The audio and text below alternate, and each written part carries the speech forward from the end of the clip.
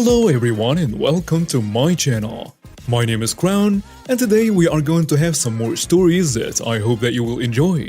But before we start, it would be so much appreciated if you would subscribe to the channel, like the video if you enjoyed it, and maybe leave a comment down below. These simple clicks would mean a lot to the future of this channel and really reward the effort that I put in every day. And now, without further ado, let's go! First story. Entitled Parent Assaults Me Over a Seat. A long while back, I was about 19 and I decided it would be a great idea to take all of my younger family members out on a fun day, since most of their parents were busy with work that day. And today I planned it would end with a movie. Since Frozen just came out, it was an obvious pick for what we would watch. That whole day leading up to the movie, we hung out and played games and so on. Basically, I'm trying to say it was a fun day and this was totally unexpected. Fast forward to us walking in a theater and getting in line showing our tickets. You know the deal. Right off the bat, I saw some lady arguing with one of the employees, so I knew that we should just keep moving and totally ignore the whole situation. I'd grab snacks later and this will be important in a second. I was lucky enough to grab some of the best seats in the theater, and there were about 8 of us, so we took up the whole row. Right before the movie started, I ran out to grab popcorn, snacks, candy, drinks, and the good stuff. I grabbed everything and run back so I'm not leaving a bunch of 7 to 14-year-old kids by themselves in a theater. And once I get back, this is where the problem begins. I get to our row and I see this figure yelling at my family about getting the hell away, and you're in the wrong seats. Obviously, I'm pretty heated since I realize this is the same lady who was making problems for the poor guy earlier, and that she's cussing at literal children. I run over and ask her if there is a problem, and she responds in the most evil voice ever. Who the hell are you? She had the eye roll and everything. I'm a passive guy and don't really like crazy situations, so I always try to diffuse nonsense, but it usually never works out. Anyways, I told her, check your tickets. You're definitely in the wrong row. Please leave us alone. At this point, I just sit down, give the kids their snacks and just lay back and not pay her any more attention.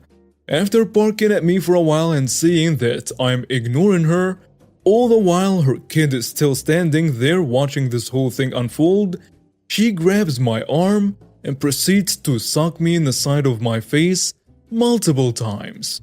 I'm just straight shocked by this. In not trying to create more of a scene, I just grab the kids and get them out of here. They don't need to see a full-on fight, especially a man fighting a woman. That is not a good look. Basically, I told the security guard who notified the police, and bing bam bob, she was arrested.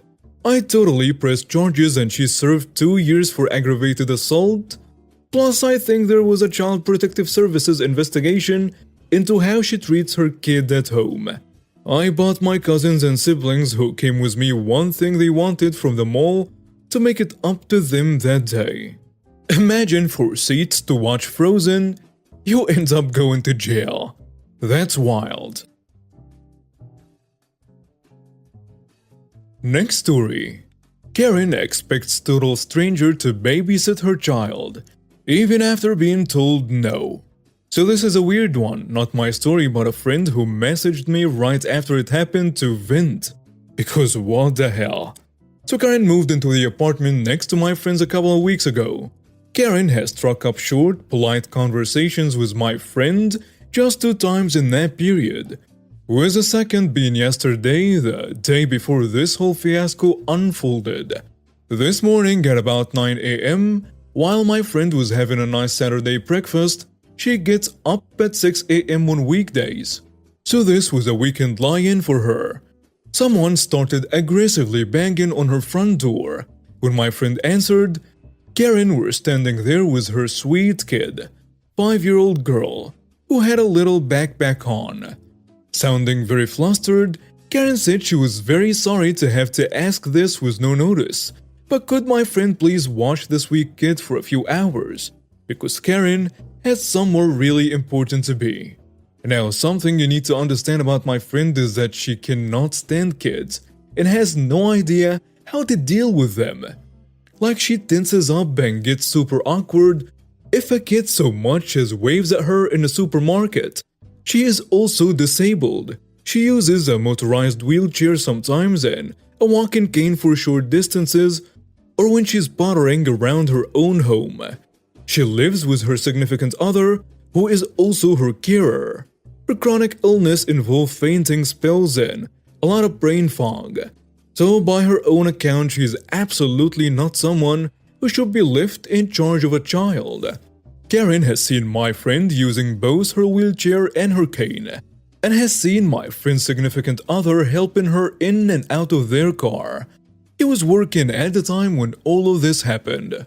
So my friend responded with a firm no, explaining that her medical conditions meant that the kid would not be safe in her care and that she's not well enough at the moment to have any guests, let alone an unattended kid in her home anyway.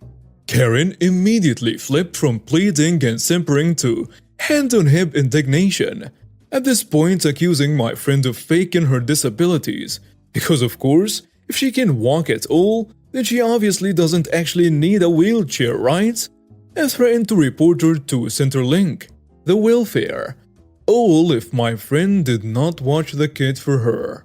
Never mind the fact that my friend isn't on welfare, her significant other has a high-paying job, and my friend works somewhere between part-time and full-time hours from home most weeks.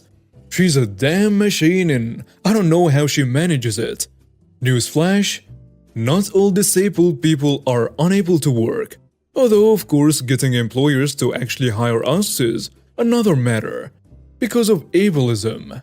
So my friend basically said, I am not on Centrelink, and I don't appreciate being blackmailed. Find another babysitter because I'm not it. And she closed her door. Karen kept banging on the door for a bit, but eventually she left. About 20 minutes later, my friend heard a very faint, timid tapping on her front door. She said if she hadn't been so close to it, she probably would have heard it. She sighed heavily, having kinda already guessed what was happening. She opened the door and there was a sweet kid, who had clearly been crying, clutching the shoulder straps of her little backpack, and she said very softly, "Mommy said I could stay here today." And now, like I said, my friend cannot stand kids. But even she said that the sweet kid was an absolute darling throughout this entire fiasco, and the most she ever did was cry, because her mother is clearly a damn monster.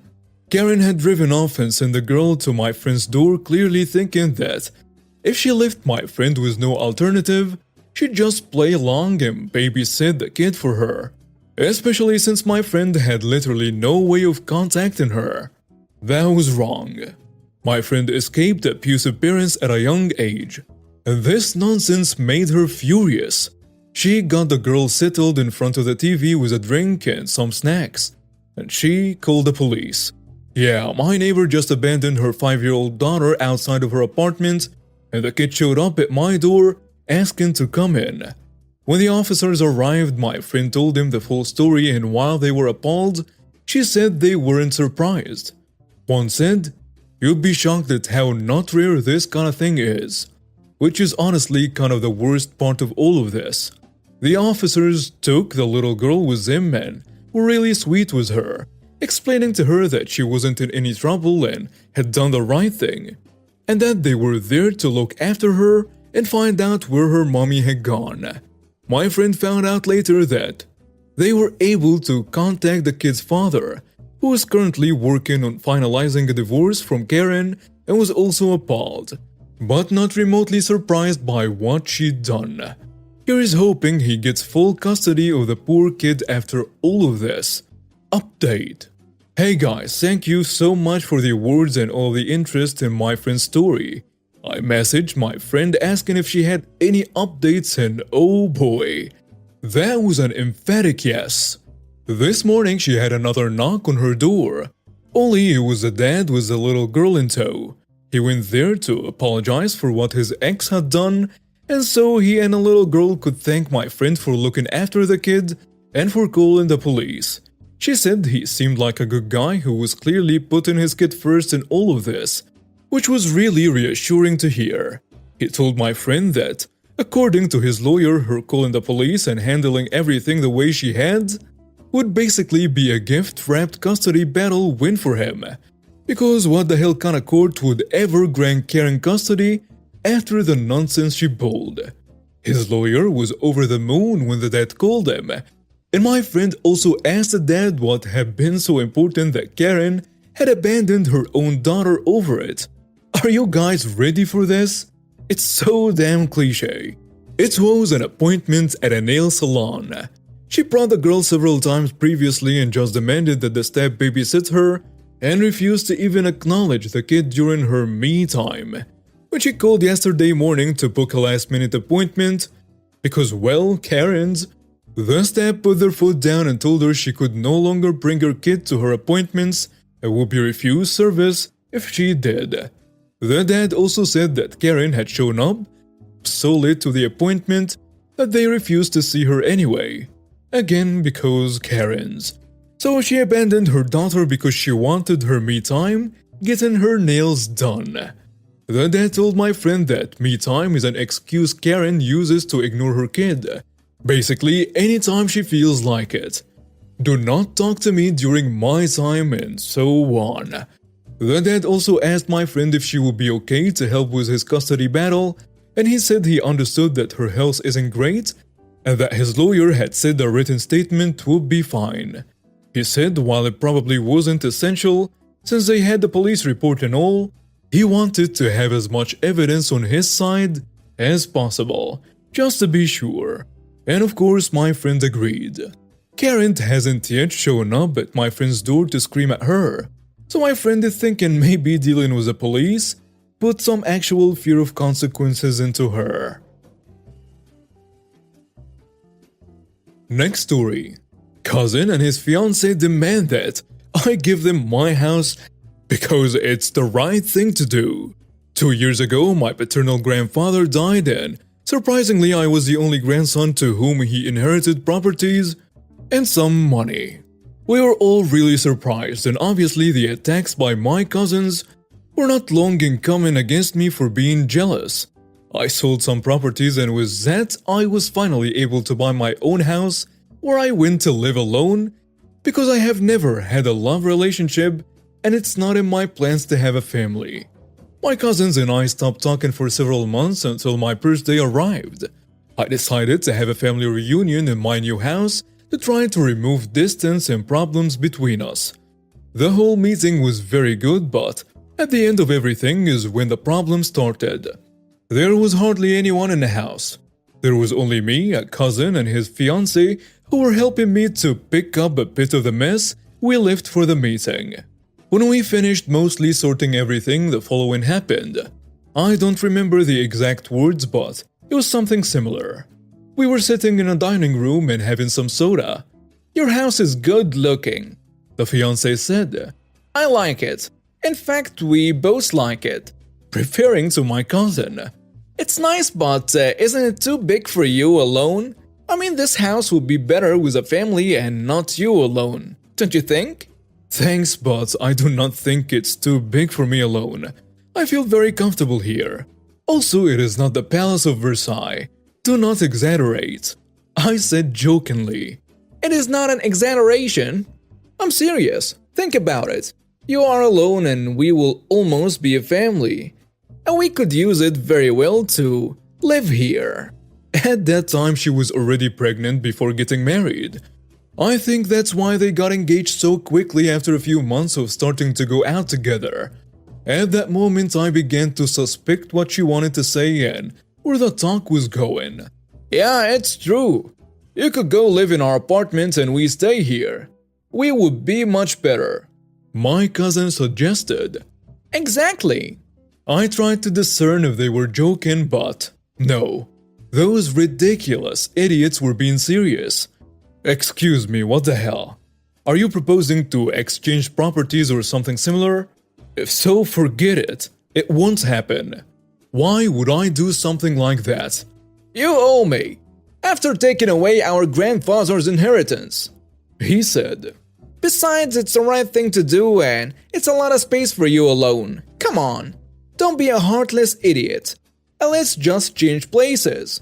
His fiancée followed.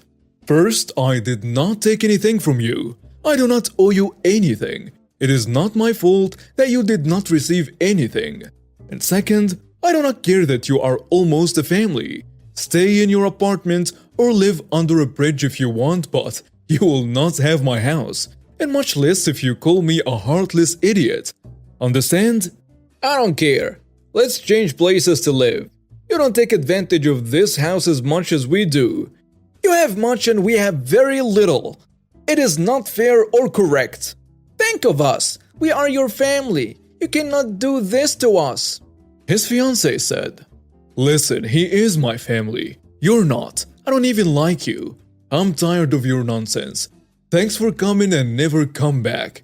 And now, leave my house. After ignoring them as much as I could, I finally managed to get them to go with their envy and nonsense to another place. I cannot believe how entitled people my cousin and his fiancée were to tell me such things, but fortunately I have not seen them since I cut all communications with them. And now we have reached the end of today's stories. Thank you for watching and see you next time.